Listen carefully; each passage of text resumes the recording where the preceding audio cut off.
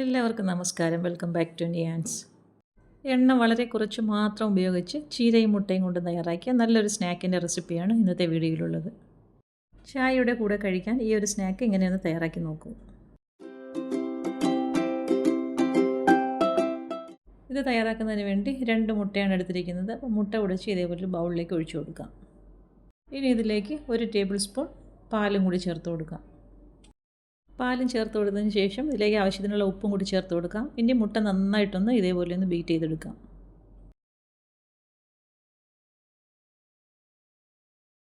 മുട്ടയും പാലും ഉപ്പും എല്ലാം കൂടി നന്നായിട്ട് ഇതേപോലെ ഒന്ന് ബീറ്റ് ചെയ്തെടുത്തതിന് ശേഷം ഇനി ഇതിലേക്ക് ചേർത്ത് കൊടുക്കേണ്ടത് പച്ചമുളകാണ്. ഒരു പച്ചമുളക് വളരെ ചെറുതായി അരിഞ്ഞത് ഇതിലേക്ക് ചേർത്ത് കൊടുക്കാം.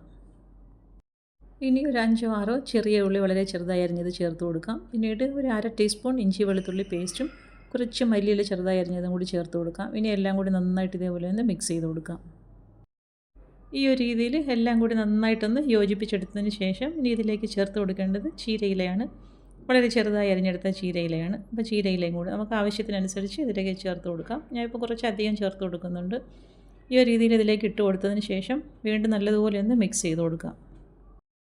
ചേർത്ത് കൊടുത്ത ഈ ചീരയിൽ ആ മുട്ട മിക്സിൽ കിടന്ന് നന്നായിട്ടൊന്ന് മുട്ട അതിലേക്ക് ഒന്ന് പിടിച്ച് നല്ലതുപോലെ ഒന്ന് നനഞ്ഞു വരണം. ആ ഒരു രീതിയിൽ ഇളക്കി കൊടുക്കാം. ചീരയുടെ ചെറിയ തണ്ടും എല്ലാം ഇതിലേക്ക് അരിഞ്ഞിട്ടിട്ടുണ്ട്. അപ്പോൾ ആ സ്നാക്ക് നമുക്ക് അടിക്കുമ്പോൾ നല്ലൊരു ടേസ്റ്റാണ്. അപ്പോൾ അത് ഈ ഒരു രീതിയിൽ മിക്സ് ചെയ്ത് കൊടുത്തിട്ടുണ്ട്. ഇനി നമുക്കിത് ഇതേപോലെ ഉണ്ണിയപ്പച്ചട്ടി വെച്ച് കൊടുക്കാം. അതിലേക്ക് കുറച്ച് ഓയിൽ മാത്രം ഒഴിച്ച് കൊടുത്തിട്ടുണ്ട്. അതുപോലെ ഒന്ന് ബ്രഷ് ചെയ്ത് കൊടുക്കാം.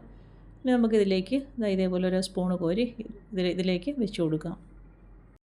ഫ്ലെയിം മീഡിയത്തിലാക്കി കൊടുത്തതിന് ശേഷം ഇതേപോലെ കോരി ഒഴിച്ച് കൊടുക്കാം. മുട്ടയുടേതായതുകൊണ്ട് തന്നെ പെട്ടെന്ന് വെന്ത് കിട്ടും. ചീരയിലേക്കാണല്ലോ, പെട്ടെന്ന് തന്നെ അതെല്ലാം വെന്ത് കിട്ടും. അപ്പോൾ നമുക്ക് ആവശ്യമുള്ളത്രയും ഇതേപോലെ ഓരോ കുഴികളിലും വെച്ച് കൊടുക്കാം. ഇനി ഇതൊന്ന് മൂടി വെച്ച് ഒരു 1-2 മിനിറ്റ് മതിയാകും വേവിച്ചെടുക്കാൻ വേണ്ടി. അപ്പോൾ ഇതേപോലെ എല്ലാം ഫില്ല് ചെയ്ത് കൊടുത്തതിന് ശേഷം മൂടി കൊടുക്കാം.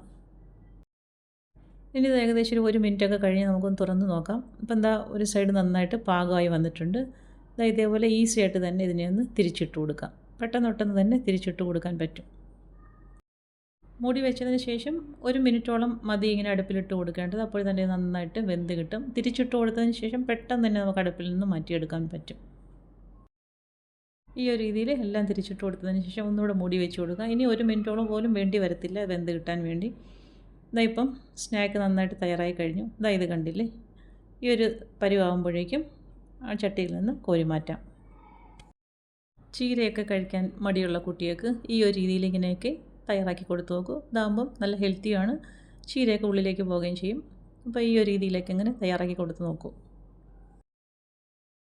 മുട്ട കഴിക്കാൻ ഇഷ്ടമുള്ള കുട്ടികൾക്കൊക്കെ ആകുമ്പോൾ നമ്മൾ ഇലവർഗ്ഗങ്ങളൊക്കെ ഇങ്ങനെയൊക്കെ മുട്ടയിലൊക്കെ ആക്കി ചെയ്ത് പൊരിക്കുകയോ അല്ലെങ്കിൽ ഇതേപോലെ സ്നാക്കൊക്കെ ആക്കി തയ്യാറാക്കി കൊടുക്കുകയൊക്കെ ചെയ്താൽ അവർക്ക് ഇഷ്ടപ്പെടും. അപ്പോൾ ഈ ഒരു രീതിയിൽ ഇങ്ങനെയൊന്ന് ട്രൈ ചെയ്ത് നോക്കൂ. ചീരയും മുട്ടയും എല്ലാം കൂടി ചേർന്നൊരു വെറൈറ്റി ടേസ്റ്റാണ്. അപ്പം തീർച്ചയായും ഇങ്ങനെയൊന്ന് പരീക്ഷിച്ച് നോക്കൂ. അപ്പോൾ ഇന്നത്തെ വീഡിയോ ഇത്രയേ ഉള്ളൂ. ഇഷ്ടമായ ലൈക്ക് ചെയ്ത് സബ്സ്ക്രൈബ് ചെയ്ത് സപ്പോർട്ട് ചെയ്തേക്കൂ.